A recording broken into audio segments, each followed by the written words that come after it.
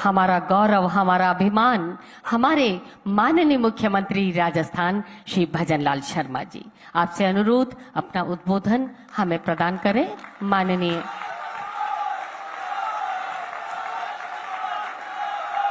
माननीय मुख्यमंत्री राजस्थान सरकार श्री भजनलाल शर्मा जी।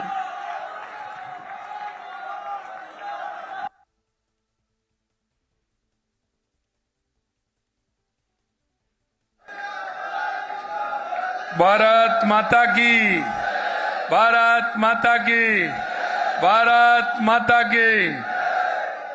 आज के इस कार्यक्रम में मंचासीन,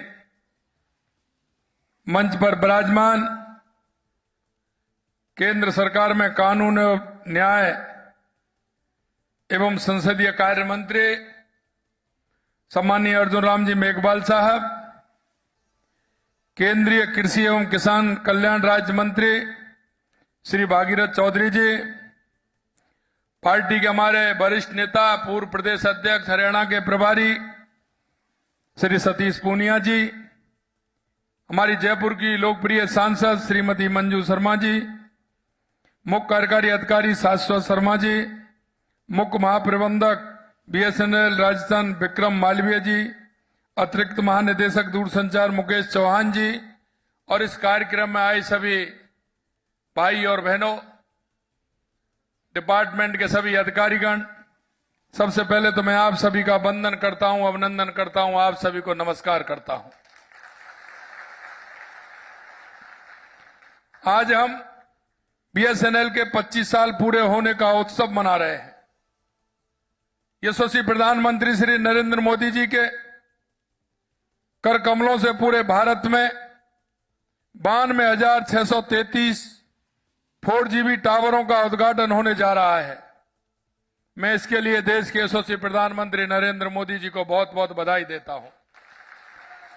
इसमें 5,655 टावर राजस्थान में भी स्थापित किए गए हैं। यह केवल एक संख्या नहीं है, यह नवाचार और आत्मनिर्भर भारत की ओर भारत के बढ़ते हुए कदम है।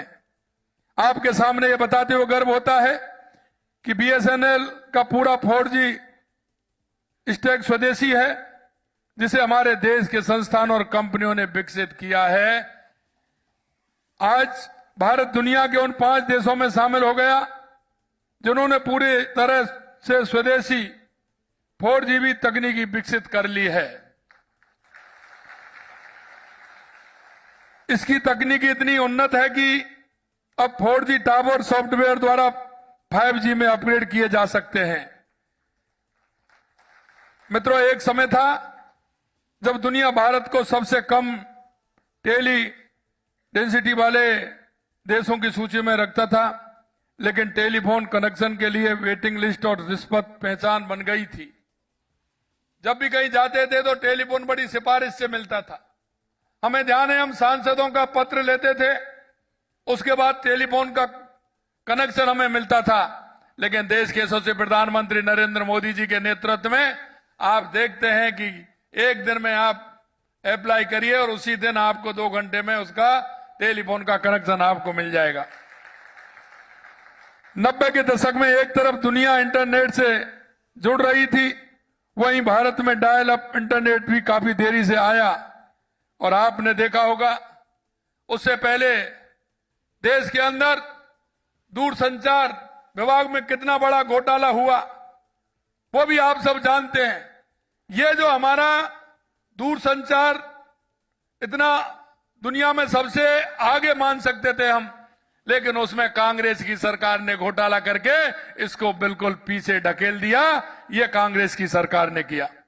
लेकिन जब अटल जी की सरकार आई तो उन्होंने भारत के स्वदेशी टेलीकॉम को आधुनिक बनाया और टेलीकॉम में मॉडर्निटी, कनेक्टिविटी और क्वालिटी को अपनाने के लिए टेलीकॉम को सर्वजन हिताय सर्वजन सुखाय बनाने के लिए अटल जी के शासनकाल में भाजपा की सरकार ने भारत संचार निगम लिमिटेड की स्थापना की थी।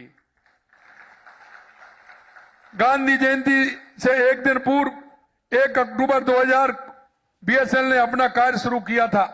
भाइयों बहनों, एक समय था बीएसएनएल का दूसरा सबसे बड़ा मोबाइल ऑपरेटर और सबसे बड़ा ब्रॉडबैंड प्रदाता था। इसका ग्रामीण इलाकों में सबसे बड़ी अगर किसी की पहुंच थी तो वो बीएसएनएल की पहुंच थी। लेकिन यूपीए सरकार ने इस घोटाले की भेंट चढ़ा दिया। यूपीए ने पारदर्शिता की धज्जी उड़ा दी। सीएजी की रिपोर्ट के अनुसार कांग्रेस की यूपीए सरकार ने लाखों करोड़ों जिसमें नुकसान हुआ। साथियों, मोदी जी के नेतृत्व में 2014 के बाद हमारे देश में कम्युनिकेशन में क्रांति आई, टेलीकॉम में तेजी आई और इंटरनेट का पहुंच कितना बढ़ गया। मोदी जी ने कम्युनिकेशन को राष्ट्र निर्माण में किसानों के सम्मान, महिलाओं के कल्याण और भारत के नवनिर्माण का माध्यम बनाया। बीएसएनएल, एमटीएनएल रिवाइवल पैकेज के तहत हजारों करोड़ों की मदद मिली। स्वदेशी तकनीक पर जोर दिया गया।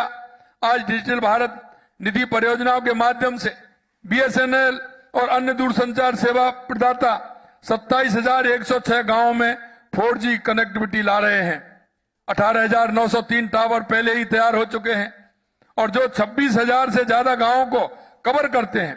लगभग 20 लाख घरों को सेवा प्रदान कर रहे हैं। आज 18,933 टावर सौर ऊर्जा से संचालित हरित टावर हैं। यह कीर्तिमान आज भारत के सबसे बड़े ग्रीन नेटवर्क में से एक बन गया है। जब हमारे प्रधानमंत्री डिजिटल इंडिया की बात करते हैं तो उनका मतलब सिर्फ महानगरों से नहीं होता। उनका मतलब लद्दाख के गांव, उड़ीसा की आदिवासी बस्तियों, लक्षद्वीप के सुदूर द्वीपों और अरुणाचल प्रदेश की सीमा चौकियों से भी होता है। मित्रों, आज दूरसंचार का मतलब सिर्फ कॉल और डेटा नहीं है, यह सशक्तिकरण है। जब कोई भी किसान करौली धौलपुर एक किसान फोन पर मंडी के भाव ऑनलाइन देख पाता है, जब बांसवाड़ा का एक आदिवासी छात्र ऑनलाइन क्लास लेता है, जब बाड़मेर का एक किसान अपने फोन पर मौसम का अपडेट रियल टाइम देख पाता है, तो यह सच्ची सशक्तिकरण है। आज आदरणीय प्रधानमंत्री जी के नेतृत्व में हम एक ऐसे भविष्य की ओर बढ़ रहे हैं जब भारत के हर कोने में हर नागरिक कनेक्ट होगा। 2026 तक बीएसएनएल 1 लाख टावरों का निर्माण पूरा कर लेगा। आने वाले समय में बीएसएनएल के स्वदेशी 4G, 5G नेटवर्क नए डिजिटल अनुप्रयोगों और एक सुरक्षित बुनियादी संचार ढांचे का मार्ग प्रशस्त करेगा। आज हम केवल बीएसएनएल की रजत जयंती ही नहीं मना रहे, बल्कि एक नागरिकों को जोड़ने के भारत के सपने का उत्सव भी मना रहे हैं। मैं बीएसएनएल के प्रत्येक कर्मचारी, इंजीनियर और सभी सहयोगियों को बधाई देता हूं जिन्होंने इस संभव बनाया है। यह नया भारत है, आत्मनिर्भर और विश्व को नेतृत्व करने की दृढ़ संकल्पित है। मैं आपसे यही कहना चाहता हूं, यह स्वदेशी हमारा बीएसएनएल आगे और इसी तरह से बढ़ेगा।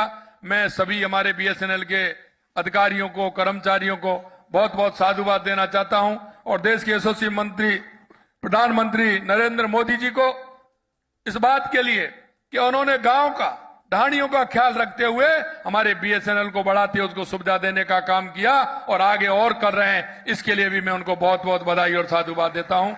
आप सभी इस कार्यक्रम में पधारे हैं, आप सभी को बहुत बहुत धन्यवाद। जय हिंद, जय भारत, जय राजस्थान। धन्यवाद, बहुत बहुत धन्यवाद माननीय मुख्यमंत्री महोदय। आपका बहुत बहुत आभार।